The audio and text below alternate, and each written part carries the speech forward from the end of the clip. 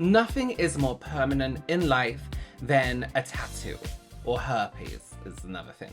And even actually a tattoo can be removed. So I guess herpes is the most permanent thing in life. But this video isn't about herpes. It's never been about herpes, actually. Getting a tattoo is nerve-wracking, right? What if it goes wrong? What if a tattoo artist is shit? What if it goes really wrong and you're stuck with this incorrect tattoo for the rest of your life? What if it's a no regrets situation? Or even worse, what if it gets all nasty and infected and gross? Well, that's what happened to Kayla, who shared a post online after getting a tattoo at a place called Infinite Ink. Her tattoo looks all kinds of infected. It looks like zombie skin.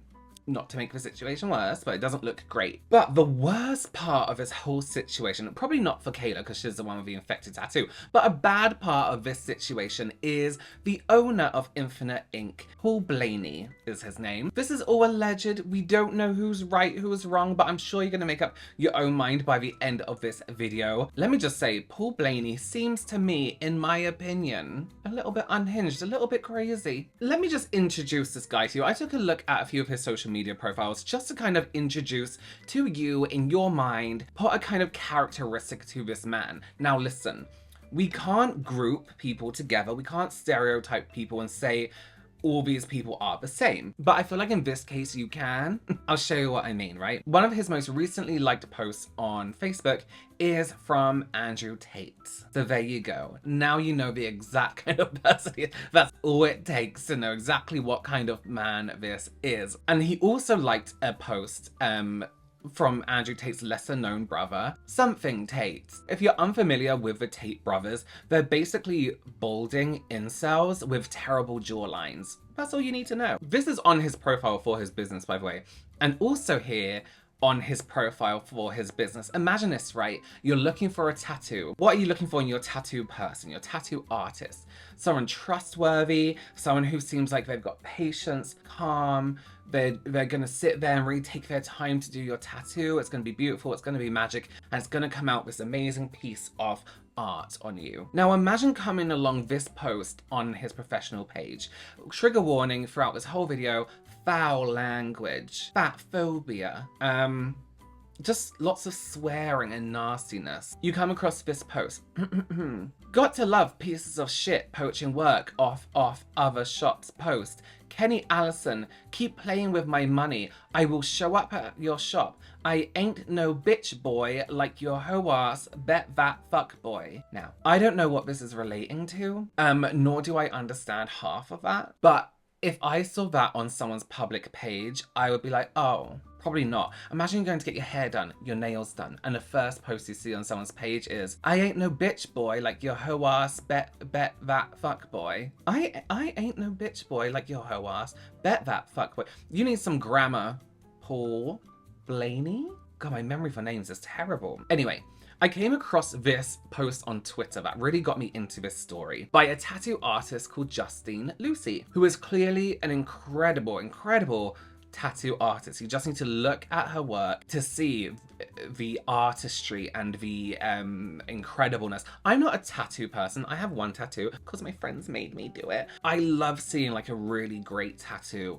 Sailor Moon tattoo, a good Pokemon tattoo. You can tell that this person values their work, values their job, and knows a thing or two about what it takes to be a professional. They posted this saying, y'all want to see your... Oh my god, I can't do that in English accent. Do you want to read the absolutely worst messages I've ever seen a shop owner send a client? My goodness. Let's read through this situation because it is shocking. So this is the image from Kayla, who posted this tattoo and was like, obviously there's something wrong with that, correct? Like it doesn't look like, oh, trigger warnings, infected tattoos. It doesn't look right. It just doesn't look right. Kayla says, I've debated this post for days. I like to preface this by saying that this has been a hell 2 weeks for me. My tattoo from Infinite Ink got infected. I reached out to the artist who then told me it was my fault. So Paul Blaney owns this place, Infinite Ink, but a different tattoo artist did do this tattoo. There's a reason why we spoke about Paul Blaney, you'll see in a minute. I expressed a concern on how to heal my tattoo, no blame was given. So let's just clear that up. She wasn't blaming them. She was just saying, how can I heal my tattoo? And they were like, oh, it's your fault. After speaking to many people, including other artists, I reached out to the owner, who tried to gaslight the situation and blame me again. Not to mention, I was told repeatedly the tattoo wasn't infected. Lies. I mean, we can see, right? I was given $100 out of my $400 purchase back. I believe that was only to keep me from going any further with the issue. I went to urgent care right beside the tattoo shop, where they told me I was the second person to get an infection from Infinite Ink. After hearing that, I have to say something. I cannot be for sure that this infection was their fault, nor will I say it was. But I will give a fair warning to anyone looking for a tattoo. Take this however you please. This post is still not blaming any shop or artist, simply informing my experience with the shop. Also, since he wanted to make it worse and message me, and we're gonna look at those messages because they are unusual to say the least. The pictures are also his comments. Since he wanted to block me before I could reply, half of what is said is not even close to the truth. She puts out this post saying quite clearly, I got a tattoo done here. She called the place, spoke to the artist, wasn't saying it was their fault. She just wanted to know how to care for what was going on with this tattoo. It's pretty grim. To which they responded, oh, it's your fault. Here's the deal, right? I'll talk on this a bit later, but if that was my tattoo shop, if I was the tattoo person and someone was walking around with a tattoo I did and it was getting infected, I would be like, you come and see me right now and let's get this fixed. For them and for my reputation. No? Let's read what this Paul guy had to say, this overgrown incel. And I'm not saying that because of his tattoo situation. I'm saying it because of his responses. And Andrew Tate. Get ready for a really potty mouth. If you're young and you're listening to this, you never say these words, okay? What a piece of shit you are. Lamiel, laugh my ass off. Any grown man who does the Lamiel. We told you the fucking truth, not gaslighting, you dumb fat bitch. She quoted you $300. This is Paul, by the way. This is a guy who owns Infinite Ink. She quoted you $300 for a cover-up and touched 5! I feel like he typed too fast and there's a lot of grammatical errors. So if part of this doesn't make sense, it's because it just generally doesn't make sense. You're not mishearing it. Other shit-ass tattoos for your $350. You have a $50 tip, R-word ass. Now you wanted money back and you wouldn't shut the fuck up till you got something like a stupid little bitch. You are... Wait, grammar, Paul. Now you wanted money back and wouldn't shut the fuck up till you got something like a stupid little bitch you are. So I took $100 out of my pocket and that suddenly made everything better. Laugh my ass off. Cheap ass fucker. This other artist you went to and got your fucked up tattoos from for $50 is a fucking apprentice moron. She only allowed to charge $50, you dumb fuck. She's practicing, and that's why my artist had to touch them all up. Laughy faces. The whole deal in me giving you the $100 back was you shut the fuck up and move on. Full stop, Paul. Now you're speaking to everyone you can and slandering my shop. Slandering? That's slander. No, that's slander, yeah. It wasn't infected, you idiot. I've been tattooing for almost 20 years. I know what the fucking infected tattoo looks like. With 3 L's, you don't all you have. I'm sorry, 1 second. Oh my god, my dyslexia brain. I know what the fucking infected tattoo looks like. You don't. Full stop or comma. Maybe. All you have ever had tattooed was shit-ass outlines. Paul, come on. So I'm gonna rewrite this for you in the comments so you can better yourself.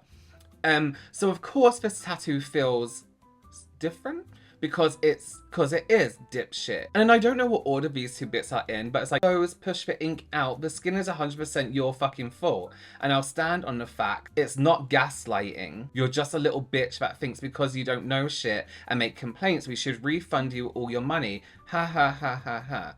Not gonna happen. You're lucky you got $100.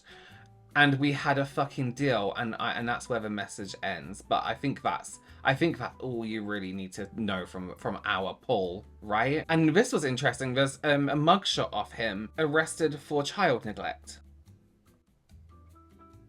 I do find it interesting as well that he says has been, now, I'm not a tattooist. I am a kind of artist, but I'm not a tattooist. And I know art is subjective, but I feel like your skill should develop over time. If you have been tattooing for this long, I would say in my personal opinion that I see otherwise, that it's still like, you know, my first tattoo, but it's fine. I also found this post from Paul Blaney. Got a new tattoo at the WV Tattoo Expo. Stands for breaking out. Couldn't be happier with it and how it turned out. Now this picture really confused me because this tattoo was so shit and his face is so red, but I was like, this man's English. But he is American. I did also find it interesting that he called her a dumb fat bitch.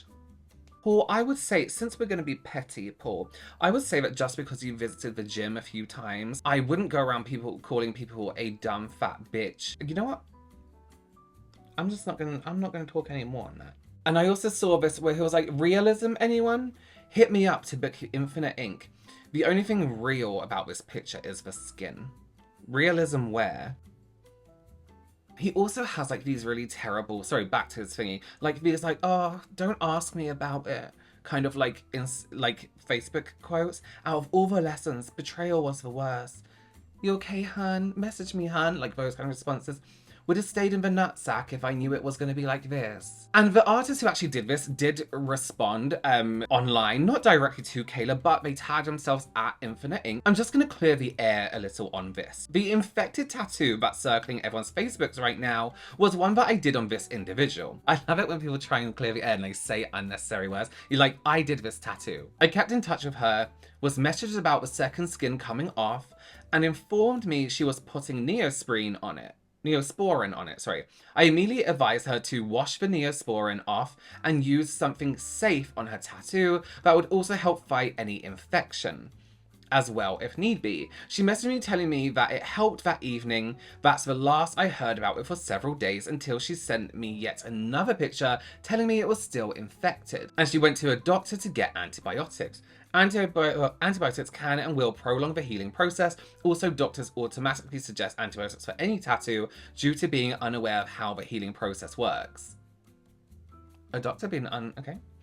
We also have only had one incident of an allergic reaction to the Saniderm, which is what her post is referring to, and potentially what happened here.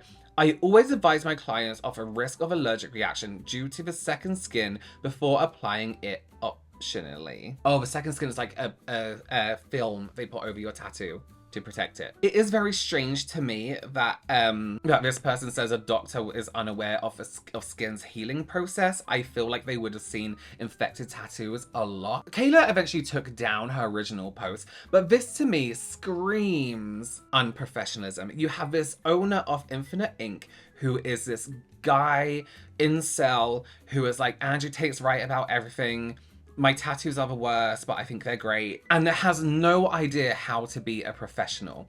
Does it not go through your mind that this situation going viral on Facebook would have been so much easier and probably less of a hit financially to you had you apologized, refunded the full amount, and helped your client see through the process of a tattoo healing? This has overall hurt your business, right? If I was doing a makeup client, let's say, and I accidentally got something in their eye, like glue in their eye or something, and they got an eye infection, and it was very damaging in the long run, you know, to their eye, I would, that's on me. You know, it's an accident, yes, but it's on me. That's my reputation, whether you like it or not. So now Infinite Ink is in everyone's mind this place that gives you infections and also is owned by this really like baby man who can't handle anything in a professional manner. Let me know your opinions down below as always. This man is just, I don't know, the strangest situation. The way people go off brand owners